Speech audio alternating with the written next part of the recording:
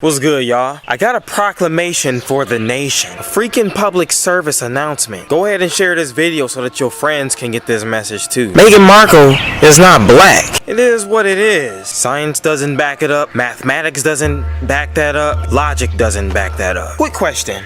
So when you make coffee, you got your little coffee in your little coffee pot, and you take a drop of milk and you pour it into that coffee. Does that coffee turn into milk? If you have a glass of water and you take a teaspoonful of salt, you drop it in there and you mix it up, does that water become salt? If you take a drop of water and then you mix it with soil, does the soil become water? I think y'all are catching my drift and where I'm going with this. See, you cannot have a black person that is 75% white. That's simply a white person with black in their ancestry. That don't mean that's a black person. It's foolish to say that. Anyone who's been to school before and studied basic arithmetic knows about the concept of rounding numbers off to its nearest 10. So, if on a scale of 1 to 10, on the level of the amount of white you have in your blood, if it comes up to a 7.5, bruh, you round that off to 10. Meghan Markle has far more white in her ancestry than she does black, which is why even she doesn't openly identify as black. She identifies as biracial. She has two races inside of her. People think that the one drop rule automatically makes you black. But I mean, if we're gonna go off of that logic, then I can argue and say that the entire human race is black. I mean, see, we're all descendants of Africa, right? Scientists have done genetic tracing. They've come to find out that the Caucasian, the Indian, the Native American, the Asians, the Russians, all of them are descendants of Africa. The African was the first man. And so all other races are genetic mutations of the African genome. So white people are black too. But yo, that's kind of ludicrous, ain't it? Let me tell you where this idiot one drop rule came from. See, during the time of slavery, whites want to keep their genetics pure. So anytime a white slave master raped a slave, the child of that slave, even though it was half white, half black, was automatically rejected as black. Like, no, you keep that on your side of the rape field genetics fence. They didn't want anything black in their genes. They wanted to keep their blood completely pure.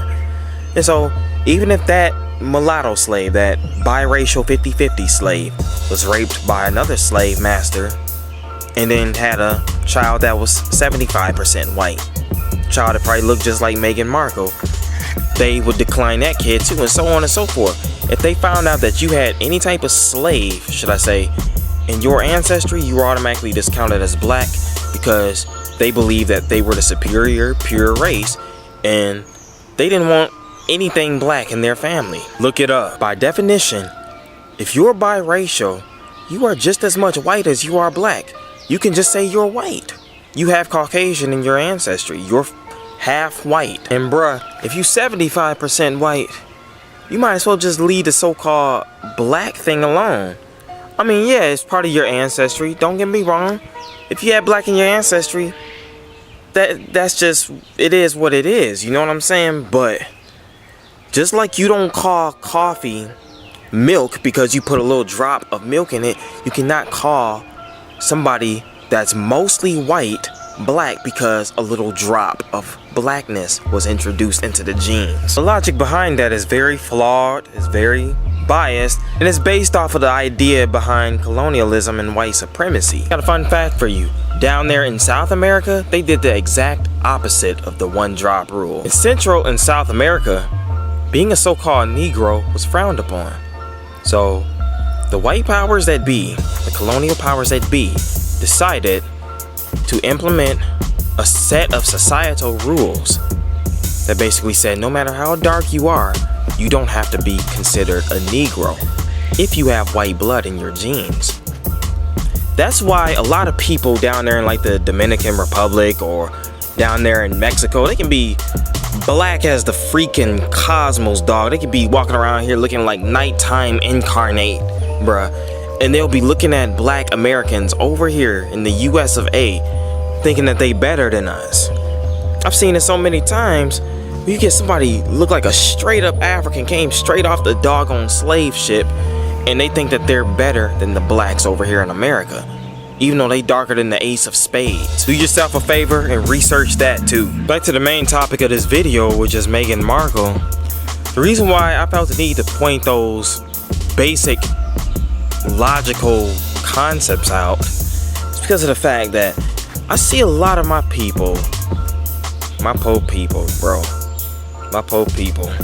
But I see a lot of them happy as I don't know what, talking about black girl magic and oh, look at this black girl, is she a royal queen now, and they all happy and just jumping for joy, about to do the freaking coon step out there in the yard. You know what I'm saying?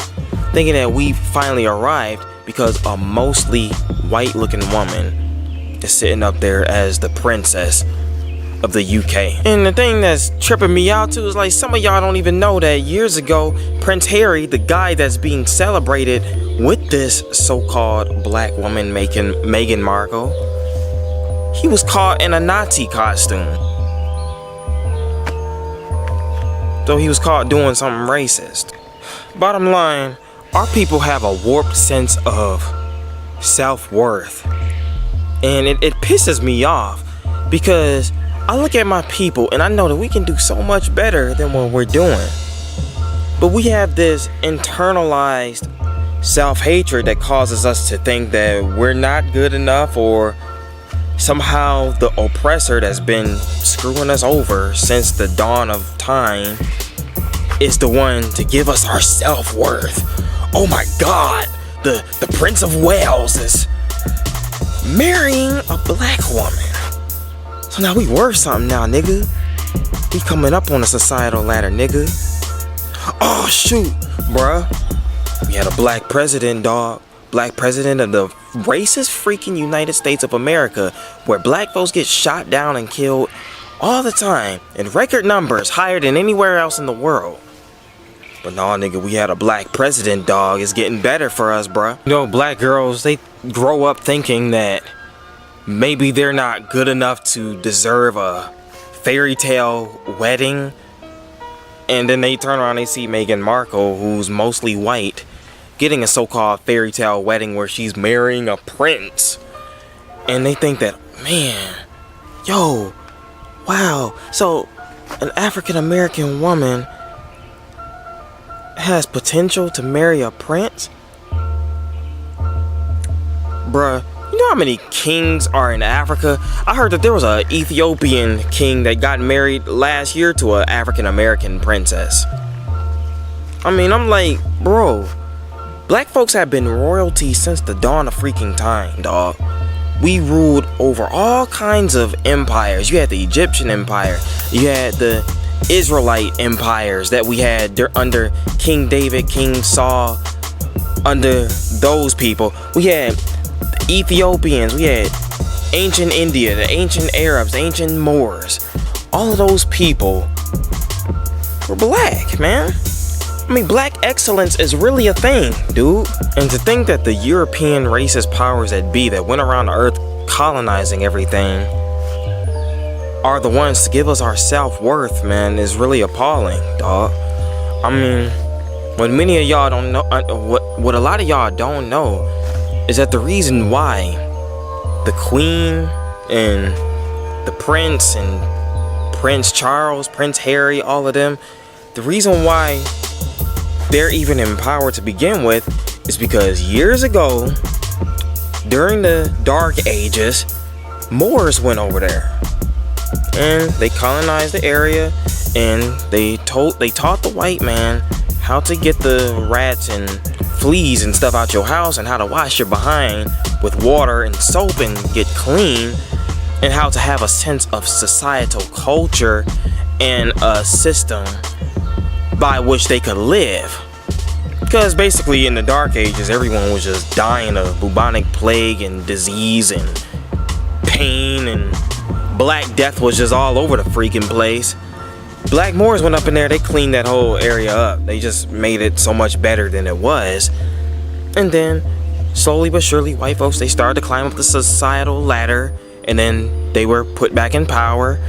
And then they started their Renaissance era, which then ushered in a period of colonization all over the earth. It was Black Moors that gave them the power and the resources to begin with, though. Gave them the knowledge, gave them the math, gave them the science, gave them all of the resources that they had to finally conquer the earth. Fast forward to now, you got Queen Elizabeth and her son Prince Charles and all of that, and the royal family who are now ruling the world. But that was passed down from years of conquest and resources that originally came from the Moors, which were black people. That's History 101, y'all. Look it up. Not to be racist or anything, but historically speaking, the black man has always gave the white man his power. That's history. I dare you to prove me wrong. Anyway, I'm Elijah Yarike. You can like this video, you can dislike it. You can subscribe, you can unsubscribe, you know, do what you do, whatever floats your boat, whatever makes you sleep better at night, you know what I'm saying?